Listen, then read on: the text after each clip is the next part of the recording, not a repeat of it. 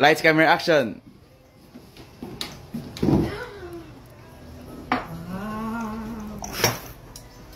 Grabe guys.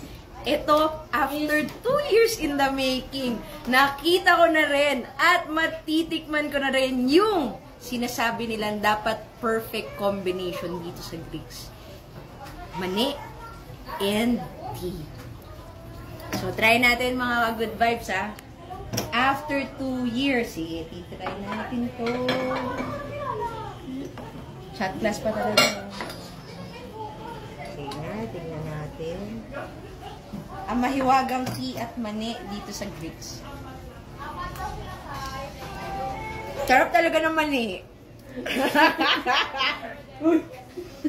Iba yata yun. Parang may something Bakit? Maganda ilaw na to. Perfect combination. Pero mas favorite ko pa rin yung mani. Sarap. Try nyo guys.